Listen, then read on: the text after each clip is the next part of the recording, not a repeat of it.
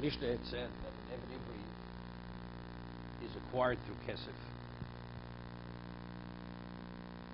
So the Gemara asked, how do we know an Eved Ivri is acquired through Kesef? Just start the Gemara again. Eved Ivri nikne bekesef min olam. How do we know an Eved Ivri is acquired through Kesef? Omar Kro Mikesef mifnoso. The Torah speaking, a person was sold to a non-Jew. Now that the Eved Ivri wants to buy himself out from the non-Jew before the years of servitude are up. So it says he evaluates, makes a calculation what he was originally sold for, and based on what's the years that are left, he pays with the kesef miknoso, what he was purchased, the kesef that he was purchased with. Malamit shenikna b'kesef. So how was he acquired initially? With kesef. Well, wait, someone's asking. Eved Ivri, Ashkan Eved Ivri Anipka Lovit Chovim. That particular case is speaking about a Jewish slave who was sold to a non-Jew. Why? Hol v'chol kinyono b'kesef. So this is the way Rashi learns, which we'll discuss with Rabbeinu Tam in a moment. Tosis. Hol v'chol kinyono b'kesef. Since the acquisition of a non-Jew in every area is kesef, therefore nimkal Yisrael. Excuse me, kinyono b'kesef. So therefore, I'd say there's no proof from there. Just as when he wants to buy a movable, what is his acquisition? It's kesef. He pays value. Identically, the Eved Ivri is no different than purchasing a movable. But a Jew where his kinyon is, as Rashi says, is Mishicha, it's not kesef. How do we know that paying value is a means of acquisition to acquire Eved Ivri? Let's read Rashi inside. Rashi says, Ho v'chol kinyono, shel ovid kol chavim b'kesef shel nemer bo b'shicha b'metalpun. Elu b'Yisrael. Mishicha is only mentioned in Torah, only regarding a Jew acquiring something. What does it say? Ksiv miyad amisecho. You take something from the hand of your fellow. Achiyim shoch miyad v'yad. You have to take it from one person's hand to the other.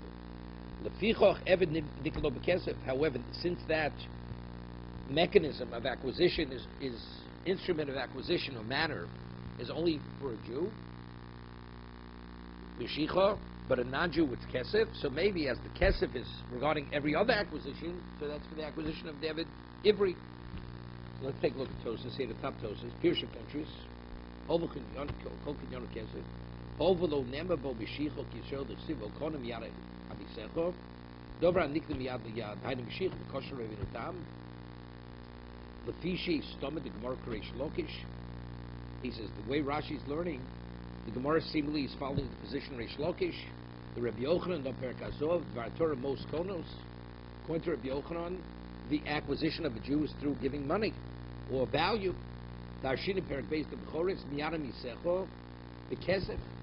Miyadam Yisecho is not interpreted something that it's taken from hand to hand, meaning Mishicha, but rather something that's given.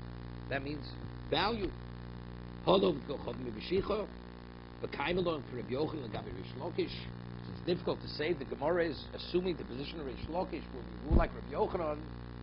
This is not usual. So the way Rashi is learning is difficult. The old says of Azor, I'm reading Kul Yalman B'Shichem B'Vikocham Koneh. Everybody agrees that if a non-Jew resorts to, even if he has kesef, that he resorts to Mashiach, it is a valid kinyon. L'kach nir Rabbeinu Tam Hovach Kinyon Odom V'Chom Be'Eved Ivri B'Kesef. T'chsiv b'kesef v'gdos l'puk yishenu kodesh b'shtar. That's what it says. A Jew has other means of acquisition, other methods of acquisition. I'll give you a document, a deed. A deed doesn't work for a non-Jew. The acquisition through a document has no relevance to a non-Jew. If you, even a non-Jew, if you purchase something with a deed, it's only because of deed of malchus deed. But on a Torah level, that means of acquisition, shtar, has no relevance to a non-Jew. I'd say a non-Jew where his acquisition is limited to kesef. Therefore, he's able to purchase the slave with kesef. But a Jew who has the means of acquisition through a shtar, he could acquire the slave through a document. How do we know the Torah avails the slave through kesef? That's the Gemara's question. Factually, we're following the position of Rabbi Yochanan. The prevalent kinyon is kesef. But the non-Jew who's limited only to kesef, he has no other manner. That's what the Torah says. His acquisition is kesef. But the Jew has another means of acquisition of the slave, the Jewish slave, which is shtar. How do we know the Torah says kesef is also a means of acquisition to the Jew? This is how Rabbi Tam is learning. No. Well, Tosa at the end asked the question. Take a look at last kasha. Tosa's. Where? The slave? That's the question. So, yes. Mashiach is not a kingdom. It's only rabbinical. The way we rule Mashiach is only rabbinical kingdom for a Jew. We're dealing Doraisa. We rule like Rabbi Yochanan. The only means of acquisition for a movable is only kesef. No, not regardless. A Gentile is Mashiach. A Gentile is Mashiach. A Gentile is Mashiach. Through taking possession, physical possession. But that's move. A Jew not. It's rabbinical. No, right? Or take it into his domain. But pulling it. I'm not talking about hagbah. Picking something up with something else, because that could be similar to bringing it into your domain. Moving it from its location. That's Mashiach. I take an animal and move it from its location. I'm giving you a gift. Right? You'll pay me later. It's not paid. That's not paid. You haven't paid yet. Take it now, right? You pay me later. So the question was, owes it now? It's not a shtar. What's a shtar? It's not. No. Document is a document. You give him a document. No, that's kinyan chalipin. That's chalipin. No. Not at all. Not at all. You take possession of the object. And that's the Mashiach. When you take the handkerchief in your hand, that's hagbah. That's physical. You take possession of it. The Mashiach is not physically take possession. You're pulling the object. You pull the animal. The Gemara speaks about a case. A person has a large purse, and we're going to have it later. You drag it. You drag it fully out of its original location. That's Mashiach. Because that's demonstrating ownership. On the Torah level, it doesn't work for the Jew. Because it's based on psukim. Zeres HaKosov, according to Rabbi Yochanan. Rabbi Yochanan is the other way. Rabbi Yochanan says, no, that's exactly what the Torah says. Mashiach is the acquisition of the Jew. Well, that's what he's asking. That's what he says. Kuli Amladi quotes Gemara Avodah Zarah for even for a Gentile. Where Rabbi Yochanan, for a Gentile, Mashiach works. Even if you're of the opinion Kesef works for a non-Jew, Mashiach will be Kochavim Kodah. Okay, it's irrelevant what the Nas says. According to Rabbi Yochanan. Only. Regarding a movable, only Kesef works for a Jew on a Torah level. No, document does not work for a movable. Not for a movable. A movable, not a movable. Only fixed property. A document only works for fixed property. We'll see. An Eved Ivri is not fixed. Is not movable. No, you can bring it into your domain. That's chotzer, kinyan chotzer. That's being brought into your domain. It's not you just pulling it. That's the hagbah. Hagbah is like chotzer. You bring it into your domain.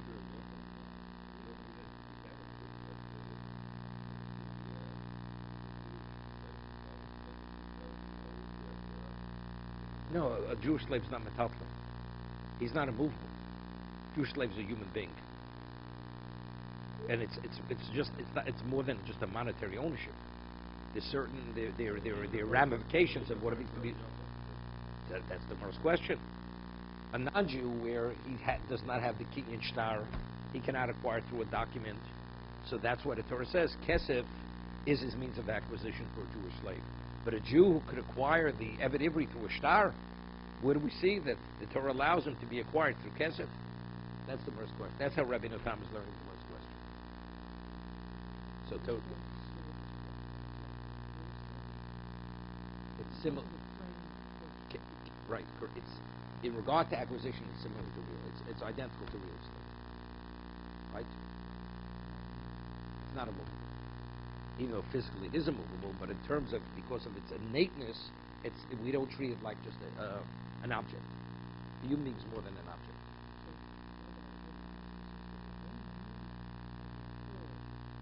A chattel.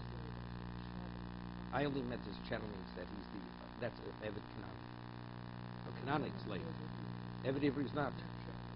He's not a chattel. You have certain rights where you could treat him like a chattel, but he's not a chattel.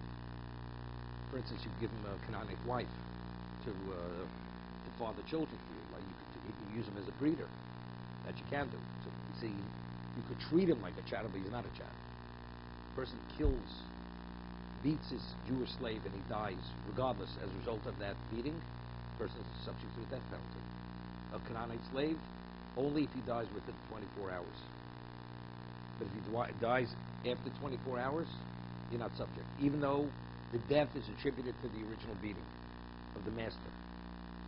Right? That's the halacha, that's mishpatim, yoma yomayim. Okay? That's how Rabbi Natan learns the Gemara. Rashi is difficult. So let's get back to the Gemara. So we want to know, how do we know that a Jew could acquire a Jewish slave with kesef?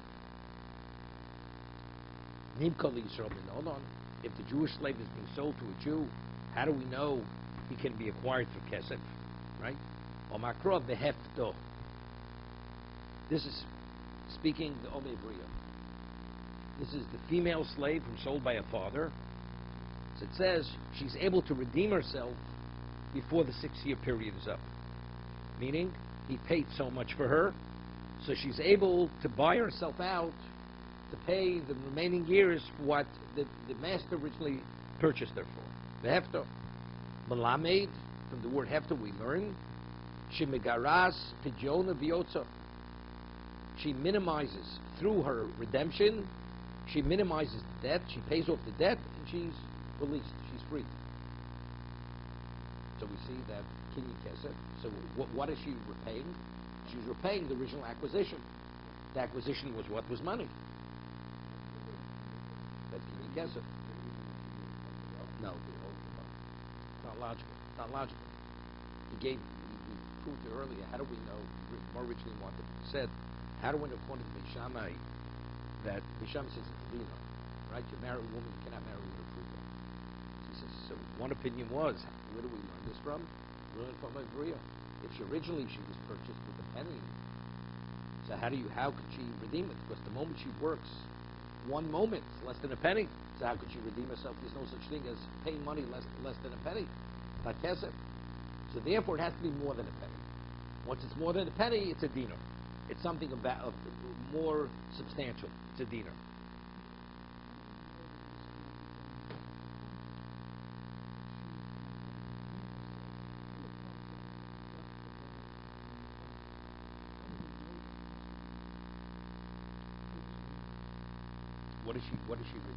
It's a payback. She's paying back the master who had purchased her.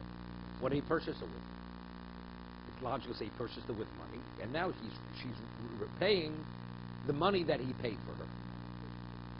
No, but that's not money. Shtar is not a money. It's not money. Shtar is a means of acquisition.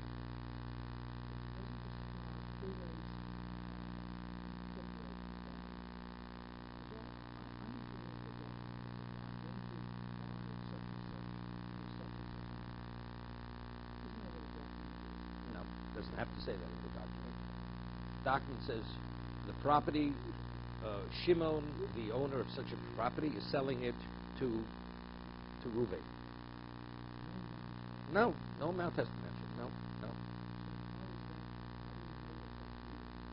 It's irrelevant. No, you could put it in a document. You could say condition. The property is being sold to him on the condition he pays so much. You can mention the amount. You don't have to mention the amount in the document. Right? The document is what causes the transfer. It's not the amount. The amount is only so the seller should be able to receive what he agreed to sell it for. That's like saying, I'm selling to you with a document to pay me at a later date. You don't have to. If you have witnesses there, well, let's say they trust one another. Mr. A wants to sell a property to Mr. B, neither have any money with them. So Mr. A writes the document and gives it to Shimon. Shimon acquires the property. And they trust one another to be paid at a later date. But what was the means of transfer? The means of transfer was the document, the deed.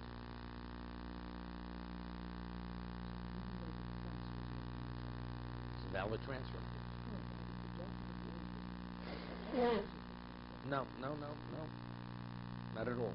If I want to give you a gift, I want to gift you a piece of property. There's no amount mentioned.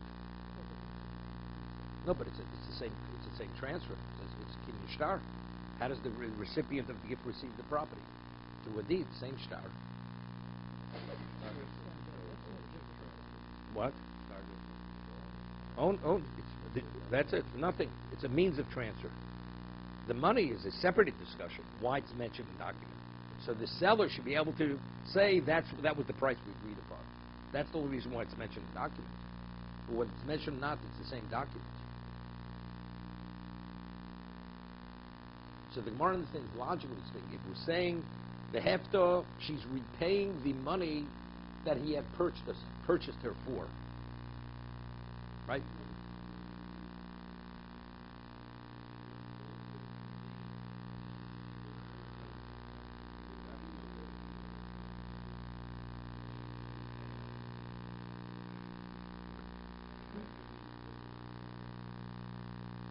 Let's say he agrees to take $1, and he says, you pay me the balance later. So that means he's agreeing to take that amount, to be equivalent in that, and he's agreeable to be paid out later. Probably, but again, it doesn't make a difference. But it says, the hefta means she's repaying what he had paid for her. What he had paid for her. So what do you mean, what he had paid for her? So it's the inference is that the way he had acquired her is what he paid for her. Now she's repaying what he had paid for her in terms of the years that remain. The balance on that payment. So again, the Gemara asks, Ashkan Omi Brio. So that's the Jewish maidservant. Hol umikacha bekesef, bekanya bekesef. Since she's married through kesef, therefore her acquisition is through kesef. Eved Ivri Minolan. But where do we find an Eved Ivri? He has no relevance to Kinyan Kesef. As a person, even we say the Kinyan of a Jew is what? Is Kesef. But again, she's acquired through Kesef. So what is her acquisition? Since her kiddushin is Kesef, therefore she... No. That's why originally she be bought as a maidservant for Kesef, not a redemption. Right? We're saying the reason why her redemption is Kesef, which indicates she's purchased through Kesef, because we see she's Mukudeshes through Kesef. What is Kiddushin? It's also the acquisition of the person. Right? That's what it is. We see that you're able to take possession of her person through Kesef. That's Kiddushin. So you take possession of a person, but it's even more so, because you have...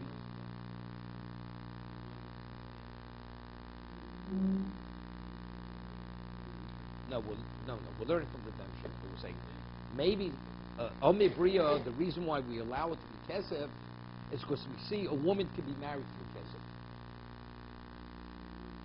No, we're not learning. We're learning from the Hefta. We want to differentiate between the male and the female. Right? Because it's Mekacha B'Kesef. Correct? Because we see a woman, she could be acquired. A man cannot be acquired. Where do we find it can be acquired through Kesef? A wife, the exclusivity of the husband for the wife comes through Kesef. There's no such thing as exclusivity. Where do we find Kesef over a human being? Over a Jew? We don't find such a thing.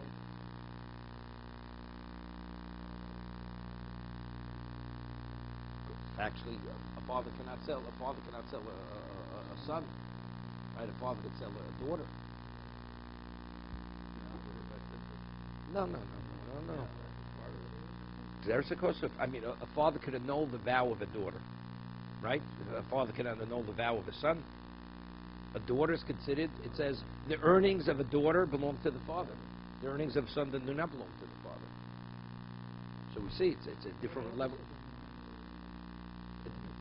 until she's full. What, a son? No. It's rabbinical. The acquisition of a child belonging to the father is a rabbinical law. At the Torah level, does not belong to the father. Only through inheritance, or it's gifted to him by a third party, according to some Rishonim. According to Rashi, the only act he could work for wages. That's something else. Because that's a creation. That could be that working for a wage, because that's a debt. If the minor creates something, that's a creation. That belongs to the minor, not to the father. That's not why he doesn't have the means. He doesn't have the ability. Because he doesn't have the intellect. Right? His intellect, halachically, is not sufficient. Because you have to have intent to acquire. The intent of a minor has no halachic value. Right? He can do the physical action, but the intent he's lacking.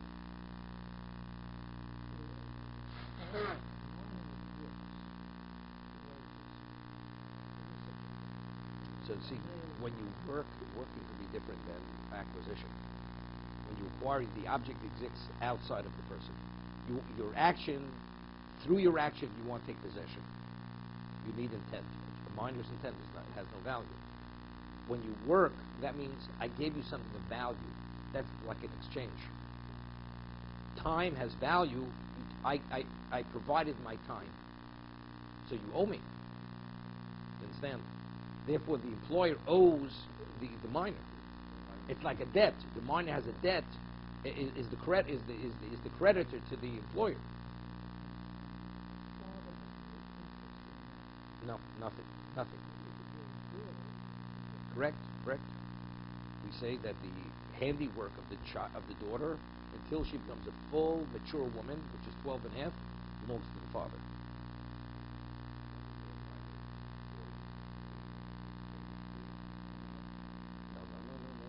Because they have a problem because he can't give it. There he can't, because the object he owns, he can't relinquish it, release it. But here, factually, he's giving you a service. He gave you a service. So you did receive something. He had a benefit from it. He gave you of his time. So that's a benefit. So for the benefit, therefore you owe him. You owe him for that benefit. He provided a benefit. Right? But an object, the object remains his. So he didn't provide you with that object because the object is still his object. Okay. So therefore the Gemara says there's no proof from Omei Brio. Because maybe since she's Mekacha Bekesef, Mekanya Bekesef, she could be required through Kesef. Eved Ivri Minonon. How do we know an Eved Ivri can be acquired through Kesef? Omakro, Ki Mocher L'cho Achicho, Ivri O Ivrio. Right? So, what is he Mocher? This is Machru Bezdin. He's being sold against his will that he stole, and he couldn't afford to reimburse, compensate the victim, so the court sells him for the value of the theft. But the Torah says over here, Ivri O Ivrio. It mentions the male or the female. Even though there's no such thing as if a woman steals and she's not able to repay the person who she stole from, she's never sold by debt. There's no Machur Bezdin regarding a woman. No such thing. No, I understand. It's in the pasuk. I understand. It's only mentioned in the pasuk because the Torah wants to establish that the hekesh, that the male has the same status as the female regarding the means of acquisition. Ki mochel choch.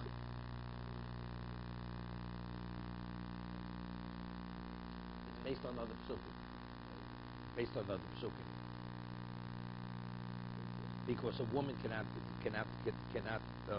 go beyond 6 years, and a man can go beyond 6 years. Based on many things. A woman, it's a Mishnah. A woman is not sold for stealing. Okay? No, wait. Okay, but in the pasuk it's mentioned the male and the female. So if the Torah is juxtaposing the male to the female, there's some kind of connection between the two. In what regard? Makish, Ivri Levrio. The Torah is juxtaposing, attaching the male to the female. In what regard? That just as the female is acquired through kesef, the male Jewish slave is also acquired through kesef. It's the hekish. But the Gemara is not satisfied. It's not sufficient. In the concept of correct.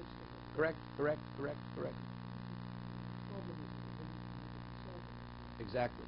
So the only reason why the woman is mentioned here, which is we know elsewhere, is only regard to what? The means of acquisition. The Jewish slave, not in regard to being sold against his will, is similar to the female slave when she is sold. When is she sold? She's sold only Omivri as a minor. She's only sold as a minor. Ashkan Machru Bezdin says, okay, but that's the case where the court sells the slave. Now, when the court sells the slave, the master acquires him through Kinyi Kesef. Why? Because he's sold against his will. It's not he's not agreeable to be sold. What about if he sells himself into slavery, where he chooses to sell himself? Maybe there you need a more substantial kingdom. Maybe there only star works. So Rashi says, normally a transfer of title cannot happen as the result of, unless the person consents. The slave is being sold against his will, correct? Yet the Bezdin can impose this upon him. So we see over here, there's a little bit of a compromise. We're compromising the precondition to selling. Normally, a person has to agree to be sold. Here, he does not be agreeable. It's against his will. So that's the reason why the less substantial kinyan is effective. But in a case where he has to be agreeable, then you need a more substantial type of kinyan. What is that? That's kinyan shtar. Kinyan kesef is not going to work.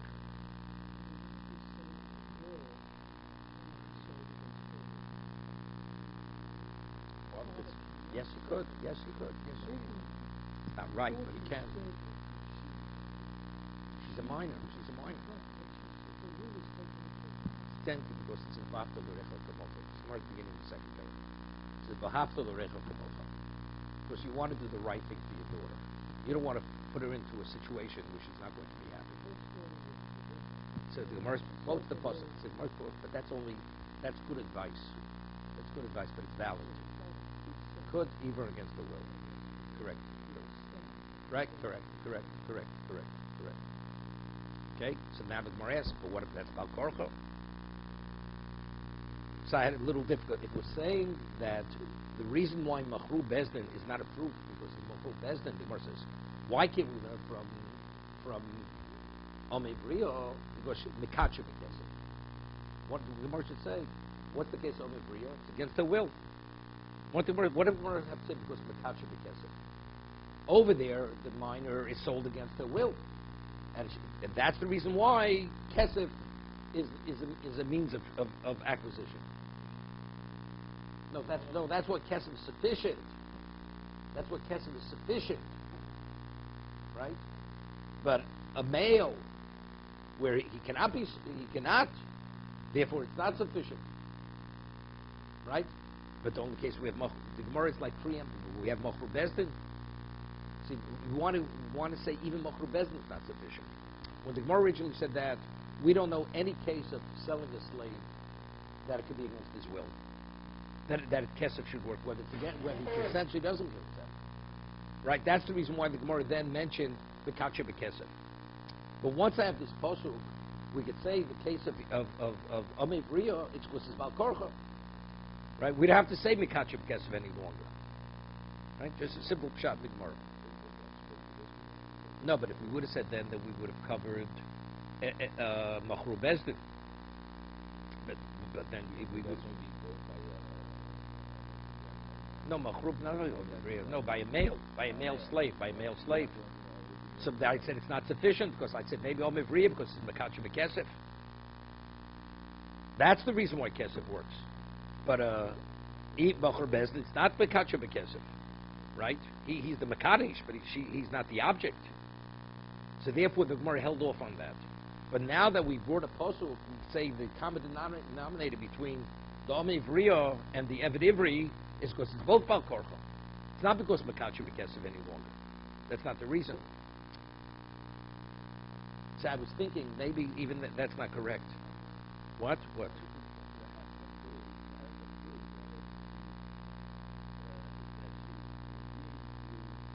Okay, so where's that? That is the Ketana. That is the Ketana. No. You understand what I'm saying? Originally, the Gemara says, why can't I learn out directly from Omer Ivriya? That says the reason why Omer Ivriya is sold for Kesef is because she's Makacha B'Kesef. Say, why don't we say something better? The reason I can't learn Eved Ivri from Omer Ivriya is because in Omer Ivriya, normally for acquisition, you have to have some degree of consent. An Omer Ivriya, it's against the will. A father selling her against the will. Right? Eved Ivri, he cannot be sold against the will. Is that a correct statement? The answer is not correct. Right? We have a case of Eved Ivri where he could be sold against his will.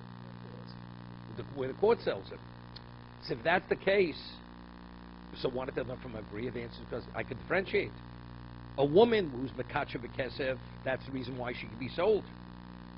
Not because it's against their will. But in Eved Ivri, even when the court sells her, we don't find Kinyan Kesef. So therefore, the Gemara had to cite the Pasuk where we have the Hekish. But once we have the Hekish, we can say, what's the reason why Machru Bezdin and the Omer Ivriya, why is there Kinyan Kesef? Not because we're Makacha B'Kesef. It's because both of them are as Bal Korcha. It's both against the will. But maybe you can differentiate. Who said that's considered against the will? That's not against the will. When a person divorces a wife, that's against her will. Torah says she puts it in her hand, she's divorced regardless whether she's agreeable or not agreeable. That's against. If the daughter is in the jurisdiction of the father is the proprietor. He has the proprietary rights over the daughter. That's not. Her will is irrelevant. That's not called against her will. So it's not even a valid point. So why does Kesef affect? Why is Kesef effective? Because Makacha B'Kesef. But Eved Ivri, he's an independent person. It's unheard of. How do you sell a person against his will? Because the Torah says you can, where the court sells him. That's the reason why we have this leniency of Kesef. But a person who's agreeable to sell himself, maybe he needs something much more substantial. There maybe only Shtar works, not Kesef. That's what the Gemara is saying. No, because the Torah says Shtar works. In fact, I know Shtar works. Oh, so that's the one I know. We know. Correct. Exactly. So the Gemara asks, where a person sells himself, how do we know that Kesef is a means of transfer, of acquisition? Yoliv sochi sochi. Rabbi Kalatsky. Sochi sochi. Rashi says, what is the Gzera Shava? It says that the person ki yom chochicho. It's a pasuk in Chukosai. Ki yom chochicho v'nimkar. Person falters financially, he becomes impoverished, and he sells himself. So that's mocharatzma. It says kesochi ketoshev yi'imo. He should be treated like a hired hand, like a socher, like an employee. So that's the case. V'nemer mochru bezdin ki mishnas chasochi. Right? Also uses the term socher with mochru bezdin. Okay, we just had this parshas rei. So it's a socher by mochru bezdin, and it's a socher ki yom chochicho. So we have a gzera shava. So just as by mochru bezdin, kinyan kesef is a valid transfer, mochru atzma, where he sells himself, kinyan kesef is a means of transfer. Okay. Samar asks, that's very good according to the opinion that the one who accepts the Gzera Shava.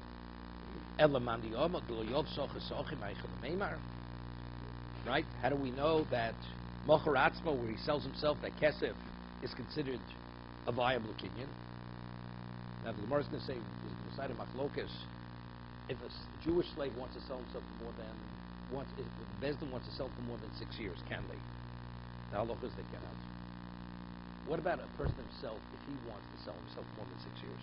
That we're going to have machlokas tonight. We rule halacha whether the court sells him, whether he sells himself, he cannot be sold more than 6 years. Wait. Selling. Well, we show selling himself or he's sold by the court. What about after 6 years he says, I love my master, my wife, and my children? Again, we rule, we don't differentiate. Whether the court sells him, he sells himself, he has the right to say that. Okay? The master being able to give him the canonic maidservant, we don't differentiate. We'll see, the Gemara, there's an opinion says we do differentiate. The only case where they could impose upon him, the maidservant, whatever, that's only where the court sells him. If he sells himself, he could sell himself for as long as he wants, even beyond 6 years. In that case, the master cannot give him the non-Jewish wife, the canonic maidservant.